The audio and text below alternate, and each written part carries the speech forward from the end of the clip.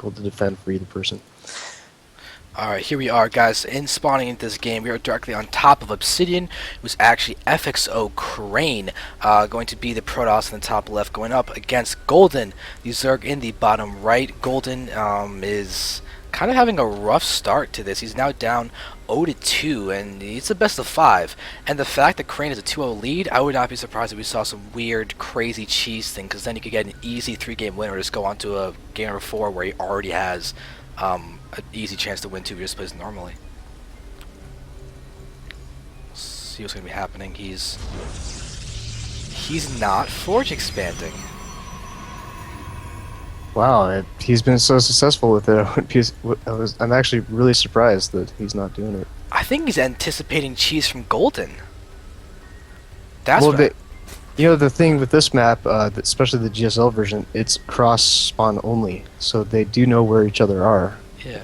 Right when they spawn. So, yeah, I mean, I guess a Zerg could, very early pool and take advantage of the, already known. It's basically a one versus one map, because of the cross spawn only setup.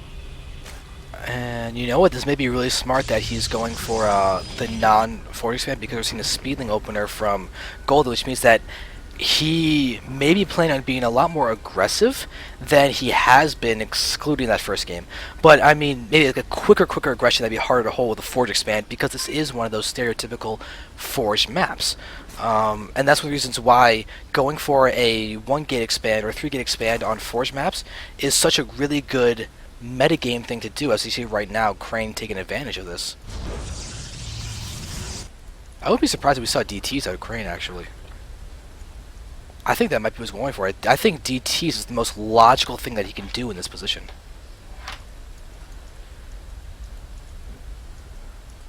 Well, we will find out. He does only have the one gas. We'll see if he puts up another gas soon.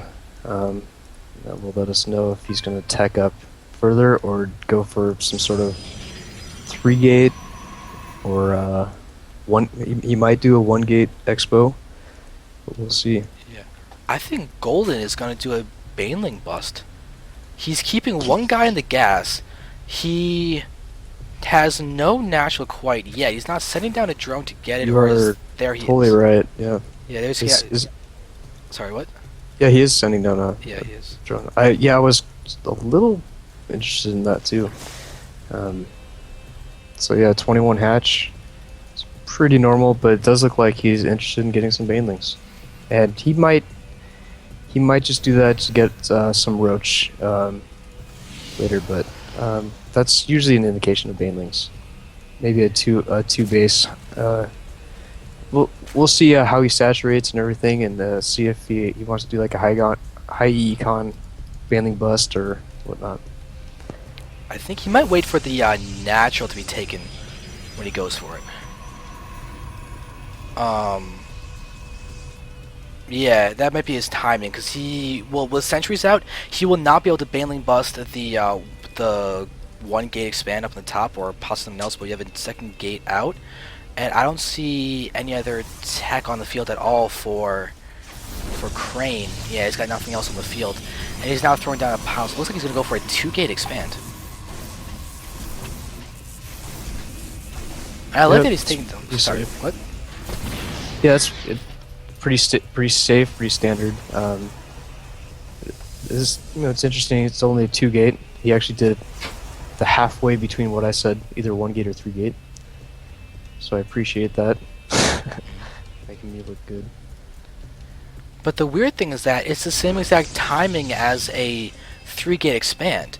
A 3-gate expand, the Nexus goes down at 6 minutes, and clearly we're at 6 minutes with the Nexus going down, but only 2 gates are up. So I'm curious about this build order, about whether it's actually optimal or not. Now we're seeing a 3rd gate go down. We see a 4th gate go down. Maybe a Korean 4-gate? I don't think so. I think you want the gate sooner for that. You definitely would. Yeah. I think it would be more of a 1-base all-in sort of deal. I don't know if it, I don't see a Forge yet. It looks like he's just doing 4 gates and just doing some regular play where he can use those gateways efficiently. He's not going up to 5 or 6 yet, so You know, we're seeing mutas out of Golden, I believe. Unless these are extractor trick extractors. No, he has a spire going at his natural. Oh, there it is. Yeah, you're right. Cool. So I actually got that right. It's cool, and I didn't even realize it. I should look at the oppression tab more. All right, so there's the forge. This is a perplexing game for me. Like, I'm sorry, I'm Protoss, so I'm like also trying to think through all this stuff about, where's the benefit in this? What's he going for with in terms of the mid game to make the 2-gate expand more worth it than a 3-gate expand because of all this other stuff and A, B, C, and blah blah. So my brain is going about 20 miles an hour at the moment, trying to figure out exactly what he's doing. It's clear that he'll get an early enough scout to see the mutas, so he should be able to prepare for it in time. But Golden has scary good muta control. So this is going to be interesting.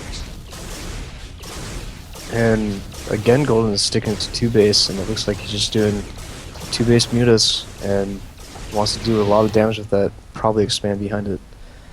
And he has 7 mutas on the way, and there's his 3rd hatch. And so many sentries. Very interested.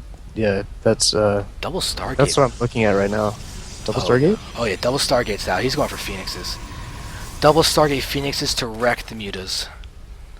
And with 9 mutas about to pop, I don't know if that Stargate's early enough. We are seeing him chrono out the first mutas, but he has no cannons.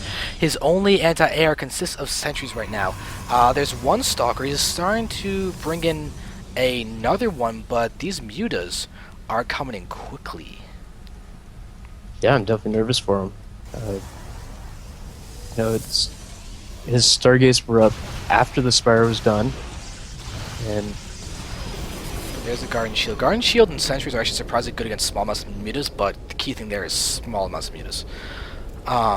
And we need this muta to go ahead and scout that double Stargate, because then we'll see probably Golden just not invest at all in any more mutas, but okay, he did see them both, so he knows that double Stargate is going down. He's actually still building mutas and still getting an attack upgrade. Yeah, I think he still is going to want to get 15 to 18 or so mutas, get a nice muta ball, because if you catch those Phoenix out of position, you can destroy them really quickly. Alright, so now we're having the Phoenixes starting to move around. They're trying to get some good shots. Ooh, one gets picked off nicely by Golden. This is one of the harder things to micro in the game, are Phoenix versus Muta Wars. Either one, if you make a mistake, you're taking a lot of damage. And the damage is a lot more immediate for the Protoss than it is for the Zerg. With 5... Sorry, what? It's just an interesting strategy, and I'm just using interesting all day. Starting off with a ton of the sentries, but apparently this is just about the same unit composition that he had before. Charge lots and Phoenix. But this time he just has a ton more sentries. Yeah, and just the unit count in general is a lot higher without the Forge expand. We're seeing the mutas completely trying to bunch up everything to try and make sure that they can get all the shots off on the Phoenixes. Watching this getting closer and closer. Golden has thrown down more spines in his at his 3rd base, but he's gotta be careful. Some of his mutas are a little low on health. 3 of them out of the 18. But now we're having drones and everything being pulled just to go try and deal with the all the grants. There's no attack upgrades or anything. Oh, Golden didn't actually attack the drones. He has them on stop position, keeping the zealots off the spine crawlers. And oh my God, he held that really well. Look at the... Yeah. He technically has lost more, but what's the muta count like? Because that's what I'm worried about him. He's got 16 mutas out. That's... How is the Phoenix count out right now? Which Phoenix is still high, but there was just... Almost nothing died during that battle. 9. Said 9 Phoenix. The drone count, I mean, it was about 70 to 55. 50. And...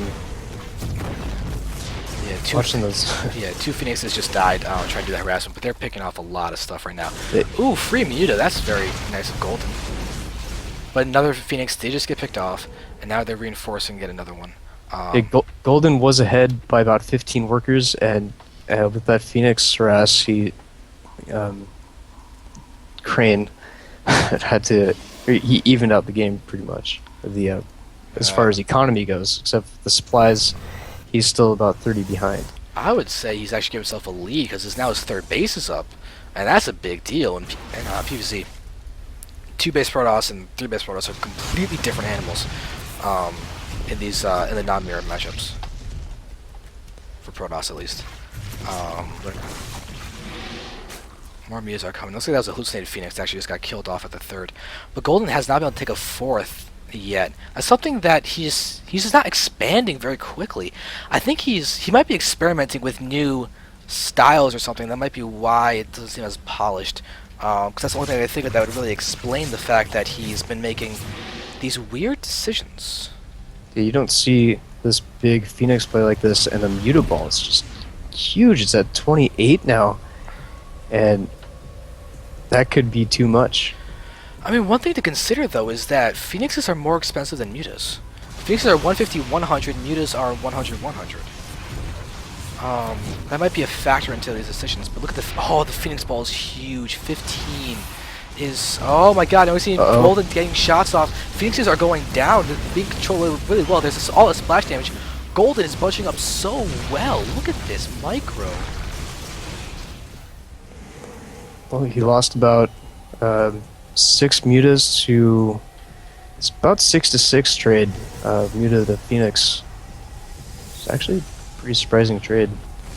Yeah, and that means that more was having lost for Crane. Crane has lost another Phoenix. He is reinforcing with them. He's actually still producing double Phoenix.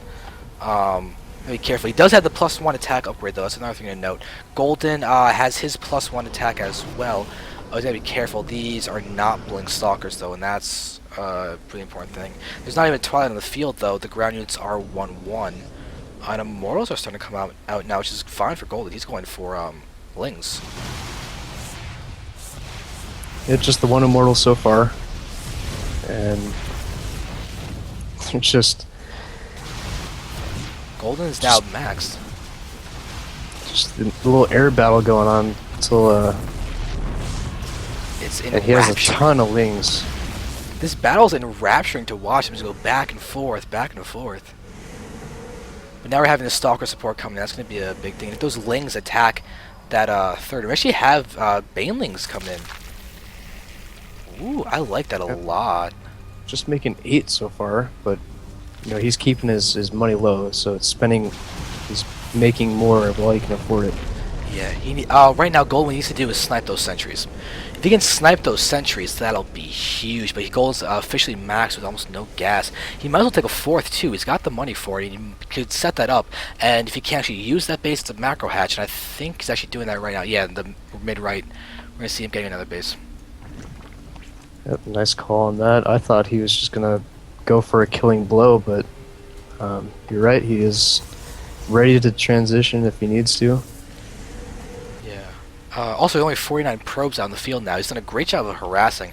We can see that both players have done a good job of harassing, but Golden has reduced his opponent down to less than 50 at this point in the game, and now we're having all the centrifugal hook Banelings. Oh, that's bad. The +2 attack, too. We're seeing them pushing in. There are all those Lings. They're going to go ahead and start engaging. This is going to be... Oh, my God. This is ridiculous what's happening right now. The Lings and Bands are exploding off everything, and Golden is losing some Mutas, but the Phoenix count is still staying up, and now the Bands are going to go ahead and decimate all of those ground units. And he's holding. He actually held off that attack pretty well, and all the Mutas are going down. Oh, the Phoenixes are going to be huge for this. The ground units actually serve to help tank a lot of splash damage from those Mutas, and now we're going to see these Phoenixes try and put the pressure immediately back onto Golden and force out a lot more drones and everything, because right now the economy lead is clearly in favor of Crane, and Golden has to stop producing Mutas because now he doesn't have that ball that was his strength before. He can't try and go for Mutas now in the face of all these Phoenixes. He's going for Corruptors instead, making 5 of them, but that's a lot of Lings to have to deal with, and Phoenix are not very good with all those lings. Yeah, now we're watching all these links and everything attacking now. They're in full surround on all those stalkers, zealots, sentries, and all of that. I mean, right now, are there carapace upgrades for those links?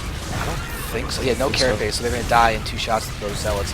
But right now, you can see them attacking, and the Phoenix, they're trying to lift them up. There's a lot of energy there, but right now, we're watching the pro count plummet.